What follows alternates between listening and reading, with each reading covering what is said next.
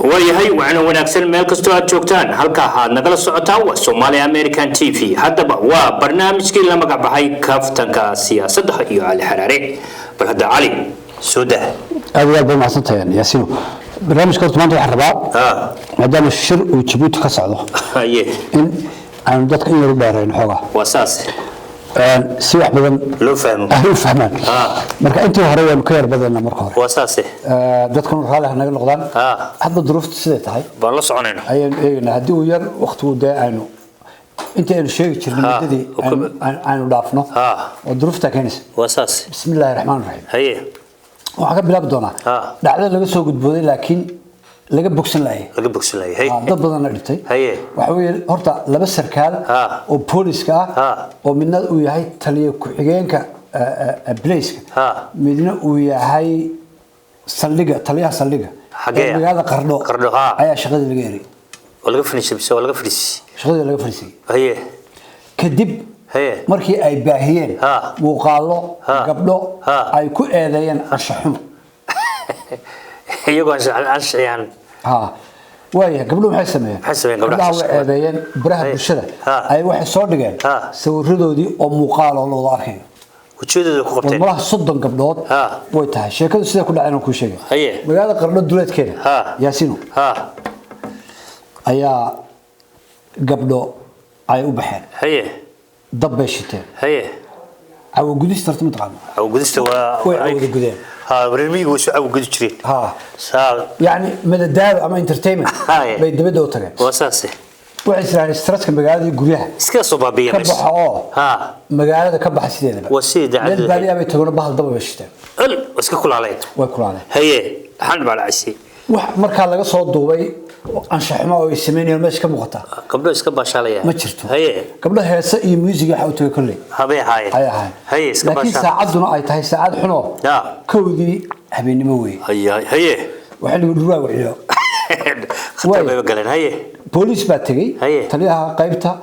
iyo taliyaha saldhiga ragaasna ay hogaaminayaan wasaase wala qabtay gabdhihii haye oo dhan haye ayaa la qabtay gabdhihii markii la qabtay wiilashii oo dhan ayaa la sii daayay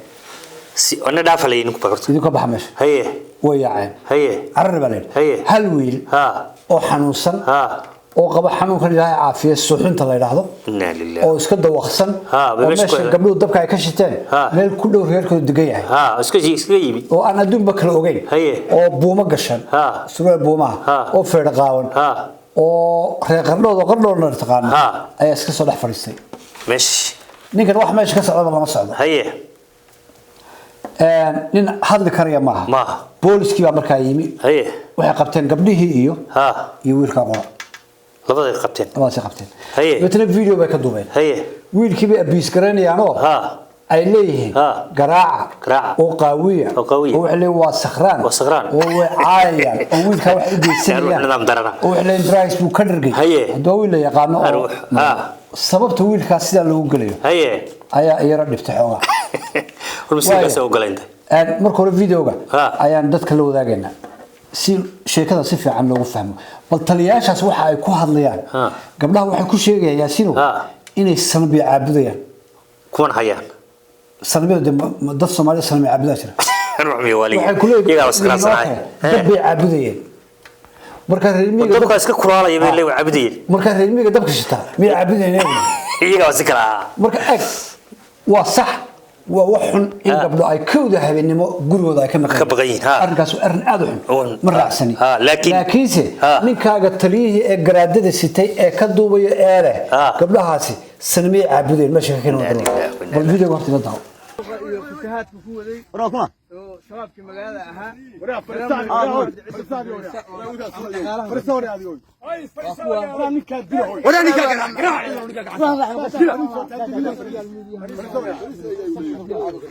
هاي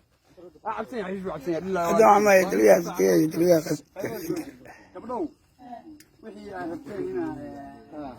أميرها كذا waxaan ku soo dhaweeyay taliyaha saldhiga adduunka gobolka saafada adduunka ku soo dhawo waa ii tagay waxa weeye halkaa waxa ku aragtaan gabdhaha tirada leh aad u jeedaan lagu hareeraysnaa muusig baa la tumanayay waa kuwaas waa gabdho Soomaaliyeed oo Ilaahay saa u galay waxa weeye muxuu ahaa sharciga la horgeynayaa sharciga baa la horgeynayaa qof kasta iyo qof noogu iman kara iyo nabadoon iyo waarid mid noogu iman kara qofkii noogu yimaadana waa lagu daraya shabaq la saaray tacaltana waa tantana wala iyaga si walay si walay ha waayahay tabiyaad cad oo bareerma ay wiilasha ku sidaayeen ka yarna la haray ka yar muxuu yahay wareer leeyahay ma dhibaan oo dadkan Soomaalidu ay dhibto ee ay wareeriyaan ee ay nafto keeneen qardhooda oo la yaqaano inuu xanuunsanyahay la yaqaano gabdhihii iyo wiilka la xidhay jeel haye aroortiiba duhurkii waa la sii daayay gabdhihii wiilkina waa lagu hayaa isagii waxa loo diiday waa la sii dayn doonaa marka dambe laakiin laba cisho kadib xataa dawadii uu qaadanay suxunta wuxuu ku yiri ninka meesha haystay taliyaha saldhigu ma siin kartaan dawo hadintu ha ku dhinto meesha gudaha walba aniga la maragtay haye ninkaas hadduu taliyaha la cid noqon lahaa maxaa ka dheeraha laba xidhanba anu baashan diidaa waa tahay baasha bareeyada qaawan sideed ee wiil xanuunsan lagu dhibayo dhufta laga saaray waa la sii daayay aad buu tacbaan u yahay gurigooda jiifa bal lamaanahan wada isqaba laba wiilkan iyo gabadhan ayaa ka hadlaya wiilka bal isagana daawan qlile waa garan karaa buumu sitay wiilkaasi wuxuu sitay garan go'ii hooyadiisu soo qaatay nin gabdha u imaanaya meel gabdha ku ciyaarayaan u imaanaya oo fiyow oo madaxiisu caadi yahay oo aqligiisu uu taam yahay billaahi calaykum insaan baa tihiin garasho leh oo damiir leh ma dhici kartaa inta uu hor yimaado gabdho inuu la ciyaaro ma dhici kartaa isagoo go' qaba isagoo oo buumo guntan buumo isagoo sita oo go' guntan oo bahalkii sita waxa weeye meeshaasuu yimi guriga hooyadiisu ka soo kacay oo meesha ku dhowaa sidaas ummadda ilaahay oo dhan waa taqaanaa 500 oo tallaabay isu jiraan guriga hooyadiis iyo aabihiis iyo meesha dhacdadaas iyo ciyaalkaas ay ku ciyaarayeen ma fahmaysaa waxa dhacday inuu meeshaas yimi markii uu yimi boolis baa yimi rag dhalinyaro ah baa joogay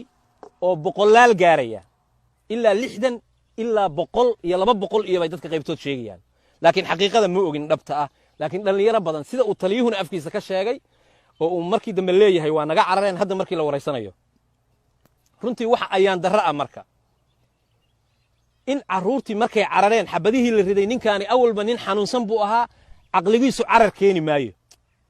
tan kale keeni maayo aqli wuu suuxay oo wuu cararay taliyaha billaahi afkiisaad ka maqli kartaan isagoo suuxsan baanu saarnay wuxuuna yidhi waa cabsanaa waxaan kaloo idiin caddaynayaa waxaan idiin caddaynayaa oo kale in aabbihii Shucayb uu u tegey iyo adeerkii nabadoon Cabdiraxmaan inay u tageen taliyaha booliska ina hiiradkaatun oo yiraahdeen war wiilka daawadii baanu u wadnaa aanu siino inuu yiri bartiisa ha ku dhinto ودعالي تاسع وليه وايه يا هويدي ابي وهويه reer baa markaa lagu lagu eedeynaya inuu reerka ka dhashay haye markuu horeysa waxaan ammaan soo jeedinayaa taliyaha ciidanka booliska Puntland oo garow jooga oo labada ninba garaadada ka rafay shaqada ka yeeray shaqo fiican bay qabtay absolutely waliin maxkamad loo qalmay ayahay waayahay gabdhahan hadaba kooda habnimo baxaya sino hayin Soomaaliya oo dhan baa maqardha iyo gaaruta Soomaaliya oo dhan dadku markoo didooga iyo babawada kuwan maxay dheeriin kuwan video ka duubeen garowe حبيب الله لقى بحا كودا منه اي اسمارت قبلي ولا البحر اي هرقيسه ولا بحا حمر مقدشو ولا بحا اوكي اشحمدا سي وتالا تربيده dadka waalidiinta iyo xukuumadaha maamulada meesha ka jira inaga ma taalo inagu waxaan sheegaynaa in ceeb tahay in gabadh shabadii ay gurigooda ka maqatay kooda habeen waayahay hargeysa culimo ka hadashay haye oo dhig jara loo siin وتروح وحالة تشي هي شيخ عبد الرحمن الله يرحمه او افري مساجد بربرا انه امام كده اساسي ayaa isagoo arinta ka hadlay wasaasi ninka oo dhalinyaro culimadaasna lamida bal aan daawano hargeysa ka hadlaya in waxana ay wax jireen anigu dhahaga waxaan saaray iyadoo la sooman yahay aaskii xasan guuro maalintan joognay oo maalin rabadaan ahay toon dumar iyo rag wada socda oo qayilaya rabadaantii CD u daaray waxaan indhahayga soo saaray hablo qamiisaan iyo cumaamada xiran oo isha gobka jooga ishii gobka waa la iskala tagayo qolyaha beeru markii fiidka gaadho war naga baxaaba yiraahdaan kaymii baa la buuxa dadka xun baa ka buuxa hadalkayga waxaan ku marxaati uga dhigayaan ku furaya qolada miidiyadu inay tagaan deegaanka oo ay soo weydiiyaan waxa aan ku hadlayo inuu jiro haye wada tasama wala isku haystaa arrinaba ba ka jira haye uriga gabdhaha maxaa wareeriyay marka maxaa wareeriyay wax iyo dhalinyaradan baxaysa ee cararaysa ee si loo maxaa wareeriyay waxa weeye dadka maamulada waxaan leenahay maalin walba gaari brown oo askari saaran tahay oo gabdhaha video ka soo duuba itaal ma haysan waxtarna maaha gabdhaha iyo wiilashan dhalinyarada jiilashan dambe ee bilaa shaqada ah ee ka niyad jabay in ay shaqo ka helaan waddankooda tiyaatar u dhisa kuma weeliya oo shineemooyin u dhisa haye oo garoomo kubadda lagu ciyaaro kharash geliya haye oo dadkii sportiga ku jiheeyay oo madadaalo u sameeya haddii inta sameyn karo weydaan weligiin karmaysan توهول كله marka dama barigaad ka hadlayso badal isla tagay بدل إسرائيلية والله هي taasna inta ayaynu kaga tagaynaa هو أساس Soomaaliya iyo Somaliland laba dhinac ayaa Djibouti jooga oo ku shiraya هو أساس waad la socotaa dadkeena daawadayna wala socdaan maxamed Cabdullaahi Farmaajo iyo Muuse Biixi Abdi ayaa kala hogaaminaya wufuud waxa ka koobantay 9 dhinaca Soomaaliya iyo 5 dhinaca Somaliland هي maxaa xilliga keenay in aad loo bumbuuniyo in Djibouti ay Somaliland iyo Somaliland كشرس aad baa loo bumbuuniyay doorka muxuu kaga doonaa bariga Turkiga la isku arki jiray iyo bariga meel kale ay ku kulmi jireen وأساس waayahay maxaa ka jira in la leeyahay sheekada hada soo afjaro Somaliland iyo Soomaaliya sida wax loo qaybsan jiray power sharing ama awood qaybsiga laga bedelo وأساس intuba waa fikrad jirta وأساس maxaa keenay xilliga kan waayahay Farmaajo maxamed Cabdullaahi Farmaajo laba arrimood ayaa mucaaradkii ay ku qasbeen وأساس meel walba soo istaagay meel kasta هي labada arrimood mid waxa weeye in horta maqaam loo sameeyo magaalada Muqdisho وأساس maqaamkii Muqdisho ay ka wareegayaan maqaamkii Muqdisho shir jira idba maalmo walba socda oo laba nin ay iminka wadaan ku dig Sheekh Shariif iyo Xasan Sheekh haye oo in badan iminka iyo mucaaradnimo kala oo nin toos wadaan ayay wadeen haye marka iska daba hadlayeen haye mana kala hadaan haye mar baan siri ma uu yeedhaa juwaan iyo sooraan haddana waxaan saaxiibadeen arbay dhaanto anigu magacadeedu ma waxa weeye laakiinse labadana waxaan saa u leeyahay labada sooraan iyo juwaan ma kala hadaan ma kala hadaan nima saaxiibbaa markii kabarada la keenaba labadoodii baa taagan waxa lagu khasbay ninkii maqaamkii ka saxan waay haye waa ka ogolaaday haye hadda xilligoodii ayuu madaxweyne shahaadeen labadu way diideen baashu waa jiifyaano banaan markii iyagu xukunka hayeen labadoodu waliba reerka magaalada u dhashay oo magaaladu qeynaysa lahayn maqaam noo sameeyo no way baa lahayd u diideen haye arrinka horta waa arrin haye waxay kaloo bilaabeen Farmaajo Somaliland dan kama leh madaxweynihii u horeeyay ee aan la hadlin ee aan la fadhiisan wuxuu doonayay inuu soo ku dhamaysto wax arrimahaas loo la wado haye Somaliland baa dabeetana afka loo geliyay haye halka Somaliland baa wax bilowday waa runtood markaas anaga nama rabo wada hadal ma doonayo sidaa daraadeed ayuu gaaray inuu labada arrinka maqaamka iyo ka Somaliland labadaba practical u muujiyo way iskeenay haye waayahay qorshaha la wadaa muxuu yahay haye meel gaaban in laga soo qaado wallahi iyo wana la xirxiray iyo sidana ay waxa soo kala iska dhigo haye la soo gaabiyo la yiraahdo Somaliland madaxweynaha qaadato Soomaaliya oo dhan caasimadana ha qaadato haye waa waray marka waa Farmaajo wuxuu taagay ana u tanaasulaya haye hadii intaas lagu dawoobayo Muuse Biixi xilligan inay u banaanaato opportunity chance ama fursad Soomaaliya ku xukumo inuu Soomaaliya madaxweyne noqdo iyo in caasimadda Hargeysa laga dhigo هي أمد صوت وواحد قرح بدن أمد الصومالية هذه أفتلقى قاعدة بدن كود أي يسلي وساسة يدو قبيل 4.5 يرهي بالوحة بلو هذه سيدا الصومالية يكون بدو بيسو وحقوق أفصال يصير من نقولس ويكون شغال يسو الدنيا لا ترتمسو وواحد ضد بدن أي يقولين هي وواحد ضد يري ديدي أي ديدي وساسة جبوت ولا سوتي هي إن كستو أتندي شركة ولي أنا لسكو أفكار ورقها الآخرية هذا يتشر سي ميلي أدوك دتك الله خلده وين لو صدر الله يرهضه دار سمال لا نهي نمبر 1 وين الاعترافتان وين حسوقي دعي وكان سايدكي مeel loo saaro oo lagu qoro oo la yiraahdo waa marxaati maddoonto arrimahaas oo dhan laakiin gudaha wax la soo horfadhisanaya waa tii aan sheegnay runtahay saxay ahayd ma qaadanaysan fursadaas qaatana Mareykanka Ethiopia waxay diidayaan in Soomaalida miidiyaheeda oo ah mid negative hadii sheeg in uu burburiyo shir kasta oo la soo imanayo marka waa in la jara habaabiyo oo arrimo adag la tuso intaasna waa inta wasaas waayahay abi baa soo farsamay haye waxa marti qaaday Ismaaciil haye waxa wada hadlaya biixi iyo farmaajo haye afartaba dab ku shidan inna lillahi afartu isma dhaanto afartooda meeshiisa nin walba dab ka shidan ninka la yiraahdo abi waa adiga arkayo maqallaha qolada Tigraaga qolada xagga Soomaalida kaleerka qolada Oromada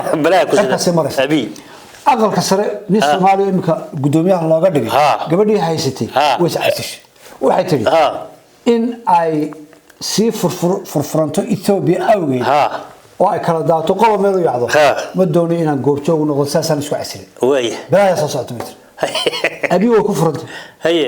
madaxweyne Ismaaciil Umar Geele oo shirka marti galiyay wadi arkay Djibouti mudaharaad ka dhacaya iyo dabka ka shidan shirkan imika loo qabanayo farmaajo iyo biixi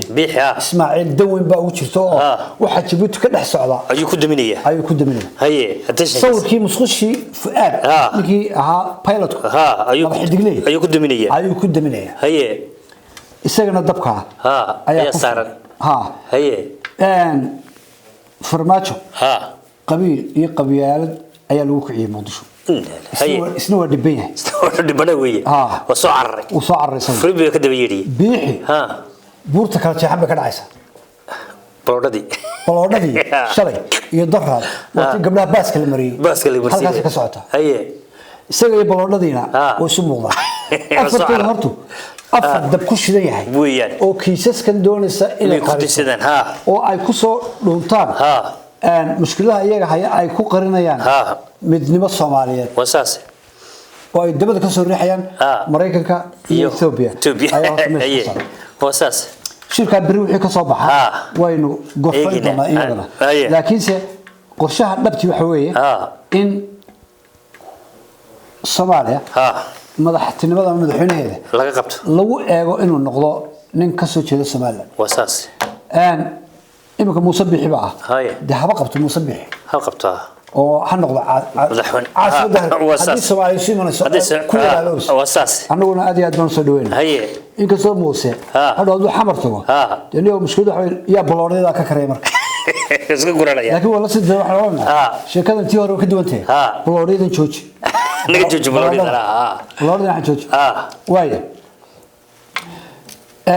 Puntland shirka maxay ka qabtaa ayuu haye ruux haye Puntland haye maamulkeedu oo dani hor kacayo u dudaya isagoo meel soo ka xariisay haye isagoo mushkilad baa hayso oo dawladda federaal sida oo la dagaalanta eelkani ka cabaysa la dagaalan geedkaas hoos fadhida la dagaalan wuxuu ku leeyahay shirka ka socda Djibouti hadii aanan ka soo qayb galin shir jira ma jiro shirku shir badan haye Puntland meel ay uga banaan tahay shirka Djibouti ka socda marka xaqiiqo hadalo ma jirto dhibaato dani boosaasaha la heshiiyo dani sanaga la heshiiyo dani sool la heshiiyo gaalka ayaa la heshiiyo halkaas kaga furanta intaas kaga furanta say maxaa Djibouti iyo Turkiga hawla yaa u saxaysan yaa dhiibay waxa la nin magaalo ka dudayo yaa ku ogba haddaad kun jeer aad soo istaagtid meesha la yiraahdo ii sheeg warbaahinta oo aad tiraahid Soomaaliya waxba ka hagaag maayaan de afkaaga waxba ku qabanaysa waxaan ku qaban kartaa inteeda kala israacda ayaa ka maarmaysa wasaas intaasan ku dhaafeen haye shirka Djibouti maadaama aynu hadal hayno Faysal Al-Waraabe haye ayaa wali in hortaagnayo haye Faysalkaas wuu hortaagan yahay wuu hortaagan haye Faysal shirki buu diiday haye Djibouti buu kala tiriyay haye Ismaaciil Umar Geele qiyaamisu shiday ayuu kala tiriyay haye shirkan wax alla iyo wax ka jira ma jiraan buu yiri haye shirki isaga waa laga reebay anaga ka dhibaalay ma tii karada Djibouti haye waayo Ismaaciil maniki uu saa u maagay ayuu hadana wafdi soo raacay oo Ismaaciil war maaye taasoo dagaal weey dagaal bood nin weyn mas'uul madaxweynaha weeyay marka in nooca loo dhaqmo buu ma mudna aad buu wacaytan haye horana wuu wacay haye waayahay dadkii wax isleeyahay Faysal iyo Djibouti maxaa kala haysta haye Faysal iyo Djibouti waxa kala haysta 6 bilood ka hor ama 5 bilood ka hor ayuu dadka u sharaxnay wuxuu yahay wixii bariga jiray ayaa jira ma doonay inaan deemaanto la sheekada sii wado waxaan doonay dadka inaan ku soo dhaweeyno clipkan oo aynu 5-6 bilood ka hor duubnay oo kaga hadlaynay labadeena Yaasiin Faysal iyo Djibouti waxa ka dhaxeeya wasax lacag loo diiday inuu xisbigiisa burburiyo inuu Jamaal Ali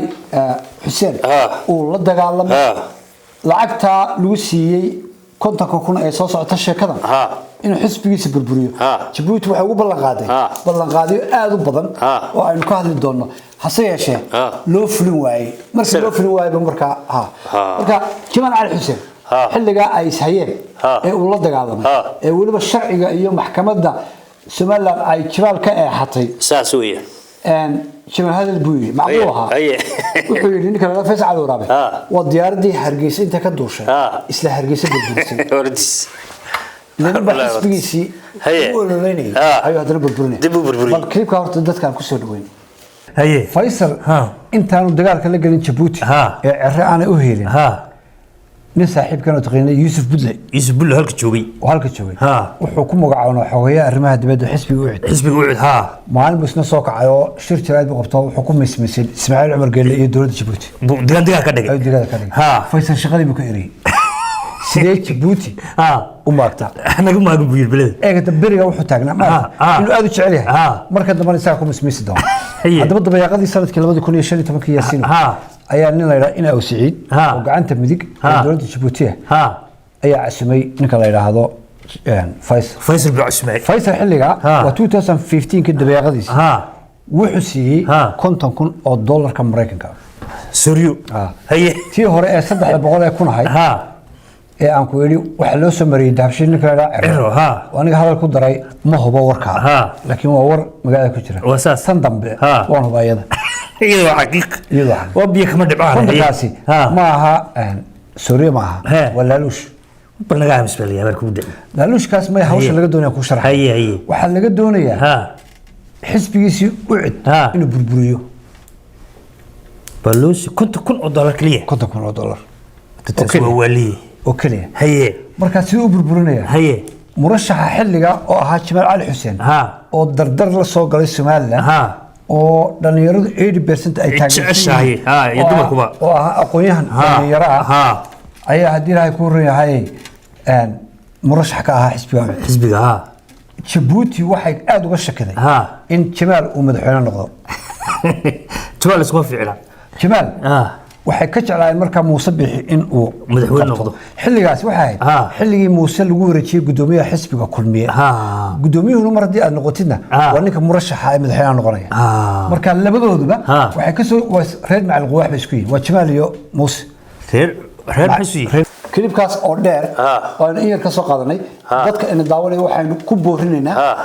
in hadii ay tafaasiil ka rabaan waxa Faysal Djibouti ay isku hayaan hadaba barnaamijkan waqti kooban aan ku hadlayno in clipka imka socday hadii aan u dhamaan ay dhameystirtaan oo ay ka daawadaan numberka meesha oo aan ugu soo qori doono iyo Somali American TV oo ay ka heli doonaan wasaas intaan ku dhaafno waxaan rabaa intaan barnaamijka bixin inaan u mahad celiyo safiirka Soomaaliya u fadhiya Turkiga haye ninkaasi boqol qof oo reer Somaliland ka hargeysa oo ku xanimay xilligii lockdown-ka Turkiga ay intuu isu soo ururiyay baasaboorro Soomaali u sameeyay sharci u qaaday process mariyay hotel dejiyay ayuu diyaarad ku soo galay dadku ninka ag imika Soomaaliya safiirka Soomaaliya Turkiga magaciisa ma qaanan أدبر محمد المقعيس هالكن كشيء كروي لكنسه وناقيسه ayaad taqaan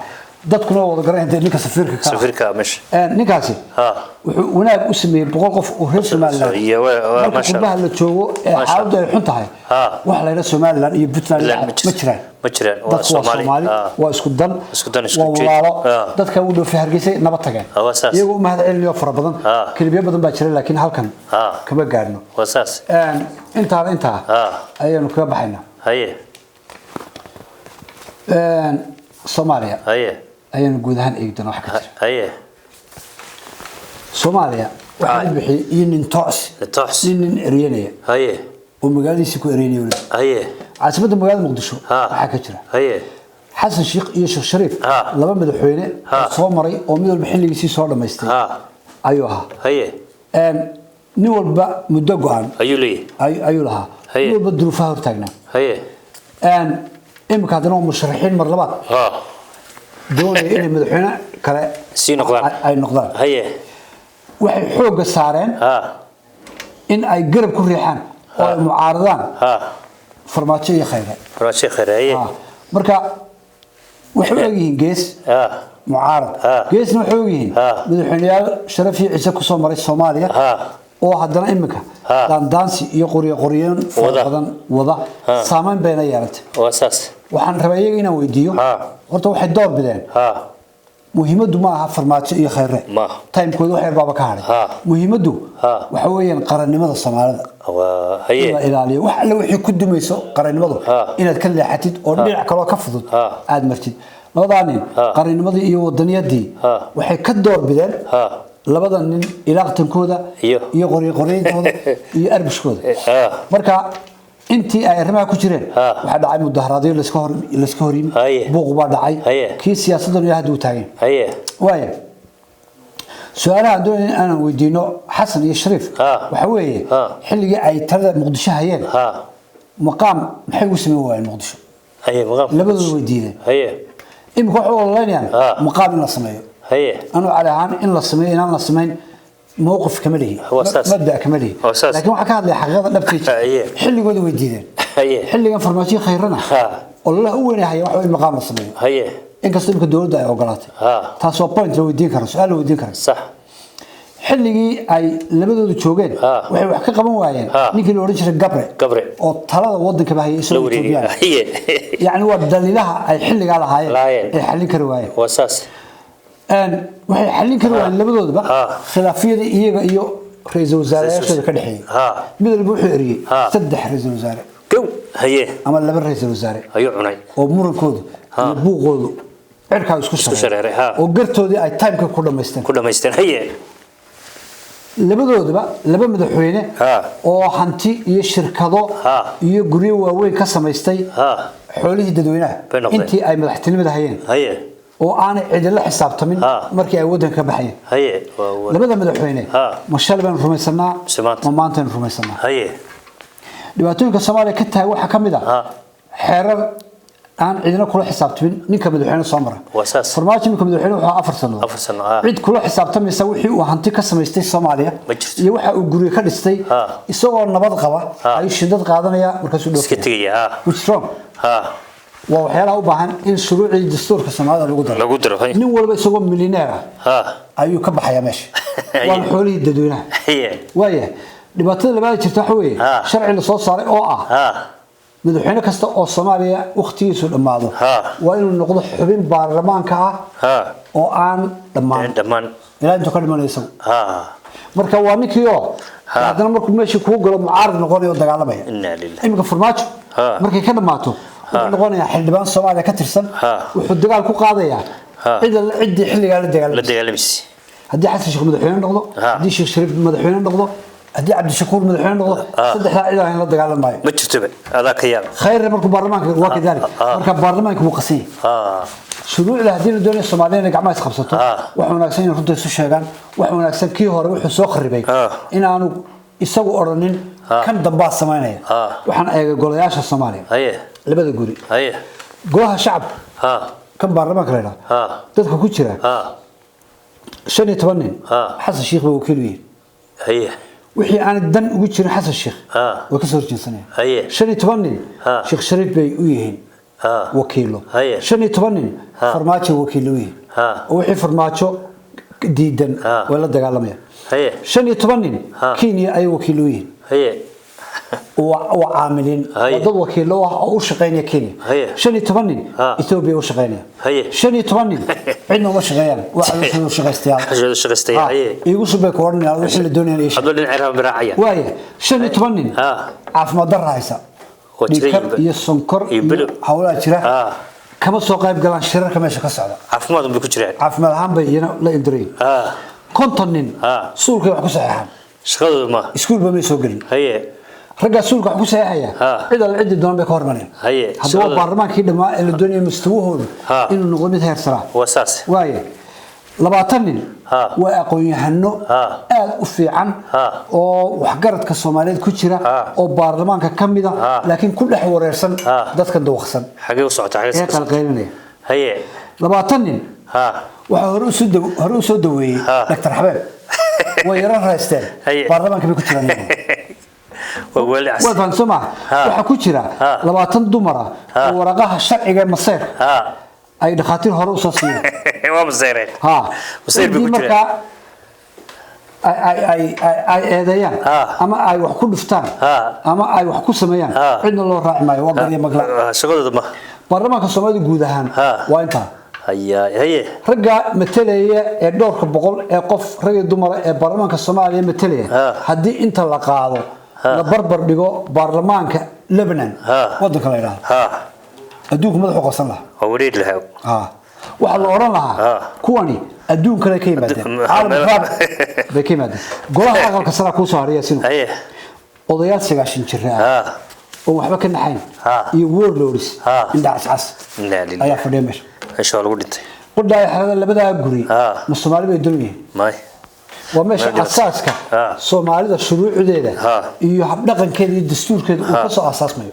وياه وحى إصلاح جباحية أنا ملي هي دولة إما كشرتها أي السببها ووح السبب تيدا أي لا إلى عبد القاسم إلى فرماتشم شو يا أساس كذا وحصل ضمه وحساس كذا له وذي ريدمية أو كوفية قشن أو الحلبانة غير كذا أنا صوم مقعابي طبعاً أو كينيا طبعاً أنا أقول لهين طبعاً أنا وضنيات لهين طبعاً لعقته دينته ضايع لعقته طبعاً السير بالشهر وقف وأنت سوي شغل أنت سومالي وحكوا شرتوا دول وحقاقيسة ما شرتوا أساس مركب مدحين عاد مره رئيس وزراء عاد مره معارض عاد مره وحوي بيرتا لغودا جرا واساس انت فهمت صح وايه dadka aan ka hadlay baarlamaanada ku jira waa dadka qodhay xaraday waxay wakiil ka yihiin baa leeyahay shacabka waxay ku hadaaqaan markay hadlayaan waxa loo noqonayaa 1991 hayo wadagaale marka qofka waxa dhaama qofka makhaayada fadhi ku dirarka kaasa la qaato kii shuruucda uu sameeyay dadka kii ummadda wakiilka ka ah hadii markii uu xanaaqay isagoo maslaxadiisii waayay uu qayrada ku dhufanayo waa ka waaya waxaan rabaa dhacdadii ugu dambeysay siiriga oo runtii fani ahayd inaan qaar soo qaato oo aan dadka tuso inankii siiriga garaacay inaan xildhibaano oo xasan la yiraahdo مستوى هيرك أقونيت أي مرة أنا مركز دتك حساسية استجى إنا كان ورت مرة لبدو دلاديس هلو أنا قاركود وحي قادين صوصو صومالي صوصو وقادية هلو أنا قاركود وحي قادين صوصو صومالي أيوة قرني صومالي وحي قادين سيبوري صو دتك برا طيب صوصو وحي قادين صوصو هسه صوصو لا هي تواني كان قرني بقى نك حلوانك هسه صوصو لا بتشت الصومالي توصل إلى هذا أي أشرت وكل برامج كده ما أي بسيري بقرأ عنس غير دربان بقرأ عنس برامج كل حكي جاية عيال سوقين شيء واي إنك كلام كليه أفكريس بدون الكهذا وحلا نقول حلقي سبر لوجا سبر لوجا نزلنا ماي وسبر لوجا لازم بتكلم تيار كسوكي أقونتي هالكاسي جالس مستوى أما ستاندرك اللي بعنا أي سلا أبدا واساس واي واحد دوني ما حسميان واحد واحد دونا مركله حسن سو intaan xildhibaanada soo galin bal sida uu macaamilku sida aan jiray heesu qaaday saai wala dhalayo dhisi wala maloshayo dhalabkii ku yaala mawaaru dhalaliba madheer mawayda madhalaan jeceliya maxaa uba dhagaha fidiyo kadaqalay xareero dalabkii ku yaala dalabkii دكتور حبيب كني يا وقولي كان كل هيدا وحصل وكسب بحر جامعة كسب بحر هي انتاس waxaan tusaysaa dhabta waxa ah ee ka jira gudaha baarlamaanka mustawaaha iyo standardka ragga odayaasha intaan ka baxna oo ku xiiqla malaha aan ka qosli hada haye guurtida nin kamid ah Soomaaliland oo la yiraahdo indho ayaan ku tusaya haye laas caanood buuti haye dadkii buu la hadlay haye si waxna la saaro ninka waa fani ba ninkaas wuxuu ku leeyahay haddii ilaahay ku rin yahay waxa loo baahan yahay covid-19 ama coronavirus in la idin lacageeyo cash وبال كاش ولا قدك تايله reer ascaanadu inta waxa leeyahay coronavirus ma qabno wala sheegtay kristaan u diidaan si lacag weeysa doorantiis ya waxa laga lacag rabaa soo lacag weey soo sheegnay waxaan idaacadaha waxa la isku haystaa wala lacag wanaga bari sheegtay ee niri mashruuc lacag lagu cuno weey mashruuc marka reeras hadii ogaadid iyo reer sanaad oo masaakiina ay ma marka la yiraahdo ciidamada ka bugtaa coronavirus ma wallahi waa fiican lacagtu si la sido ay ba xagga iyo loosi gudbiya hargeysa dib loogu celiya la yiraahdo dhibo ko cafad qabaan indha hortu sheego wuxuu yiri wardhiyo bahalka qirta bahalka hadii ka lacag meelaysan indha waxaan eegi doonaa mashruuca dambe marka lacagta la soo celiyo waxa ay dhasho inta roorta ay daawno indhayno iyo bahalka hal qodob baa leeyahay maanta waxa weeyaan la ascaanood waxay leedahay bahalkiina ma bahayo bal hoog iyo baan arkay adduunkii oo dhan reer nabi aadanna waxay leeyihiin hadday wax bixinayeen covid-19 baa loo bedelay dowladdii Soomaaliland miisaaniyadeediina covid-19 bay u bedeshay idina waxa leediin ma qabno see wax laydinku helaya والله ايش وافشيه هذي وحي gobolka ugu xuduuda waar dhageysta Ahmed Madoobe laba sanadood inuu talada sii hayo oo noqdo madaxweynaha Jubaland ayaa ay qartay dawladda federaalka Soomaaliya waasaas oo maxay sababtu waxa weeye horta muddadan eegna laba sanadood inuu sii taliyo madaxweynaha sii noqdo laba sanadood waxa ka soo bilaabayaan xilligii hore waqtiga ay ka dhamaatay ay ka soo bilaabaysaa marka waxa macnaheedu sanad inuu ka tagay durba sanad balis sanad baa haray haye culayska farmaajo ama dawladda federaalka Soomaaliya Puntland iyo Ahmed Madoobe in ay ka degto ayaa loo sameeyay haye وتنازل لليه مركز جبلان يفضل ومدة كله واحد قولني استاجنسه دني علا كودسه علا عرسلا أي تاجينك هذا مير الجسر أن يصير ولي قد دبلود مع عرس رعر قبضة كله تقرباش دبلودو واتلسكو أداديو فور بصور لقى يوم في سلم يحاله ما يكمل عدامده يكه دو أفعل كسر الوضع أفرتني عيال سلبا بوصلة شال واحد شرا نقول مركو حريف هاي نكن نلعب فردي كسر شيء وحدوني إنه تهاجو مركا وحنانو هالك سوق قرت حسابتي وحو هيو سوون تسين تبي ترميد بوكو قبنايا نكن أركي إنه هين وحلي شلا ما هيوي عيارتها سو رئيسة مرات بتاجية وحلي شلا نك ما عيار كرو نك أنا حري نك يدني شلا لا سكواش والله حري وني بوحري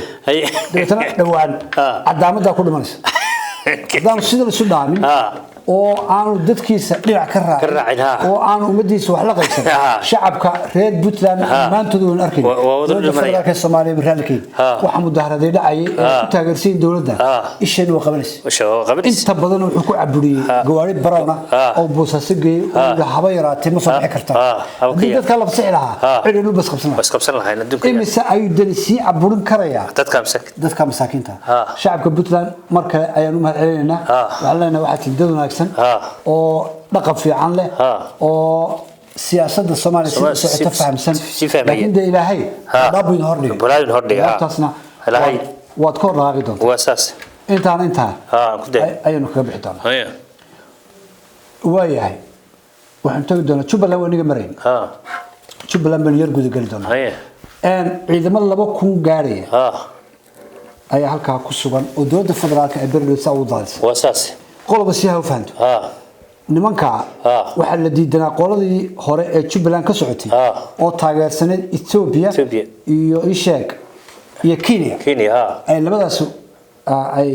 taageereen ay dadkii ka hortay wasaas dadku waxay jeclaysan isbedel weyn wanaag dowladda federaalka ay caleenta u caleemayaan waayahay calanka loo waday warnoo kaalay 2,000 loo diray yaa madaxu nin la yiraahdo kulane nisa ku xigeenkeeda way fahad ninka ku xigay siga farmaajo waa reer macalin quwaax isleen wala hospital kula digan hospital digan waa reer macalin quwaax ninka uu la dardaarmay wuxuu yiri kulanow khabiir laba tahay eeriyada gida oo dhan iga ma gobolka la yiraahdo adigu dabool yaa dib laga soo sheegay madaxdaadina waa ku raacinay waayahay barasaabka gobolka gido waxa laga dhigay nin la yiraahdo macallimo waraxmar taliyaha xasilinta waxa laga dhigay nin la yiraahdo bakaal taliyaha ciidamada waxa laga dhigay nin la yiraahdo sanka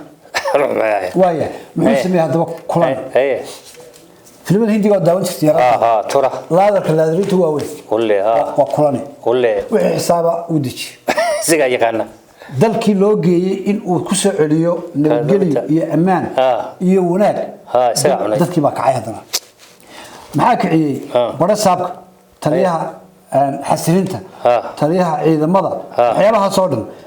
magaalooyinka ay beledweyn ay beledxa ugu weyn tahay inta la galay ayaa dukaan walba iyo bakhaar walba soo xalbilay kan canshuurti kan mushaharka askarta labada kun ee dawladda federaalka ay masruufto ayaa la idinku masaarifteeda keenay meesha waxa ka dhacday markaa nidaam darro aad u ballaaran wasaas dadkii shacabka ee area degan gobolka Gedo ayaa imika waxay leeyihiin war kuwii hore Etoobiyaanka iyo Kenyaatiga ayaa noo qaatay Axmed Madoobe waxa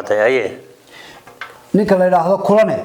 shacabkii iyo ciidamadii u isnaasiyay ruuxatay farmaajo oo madaxweynaha Soomaaliya wuxuu isu tusayaa wanaag in uu gobolka gacanta ku hayo wuxuu xasiliyay farmaajona waa ninka hadii aan hawlahaas bisiiday uu rumaysanaya farmaajo waxaan leenahay dadkaaga ka warayaadan dhinac ka raac kulane oo laadarinta weynaaya iyo macallimo iyo bakaal oo magacyadooda waqtiga ruux magacyo xumaa halkaas la garaysaa yaasiin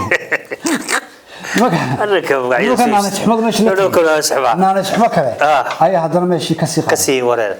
dadkii caradoodii aad u xaqsay waaye dadka ay magacaabayaan ee ay u dhiibayaan madaxda degmada iyo ciidamada iyo maamulka waxa lagu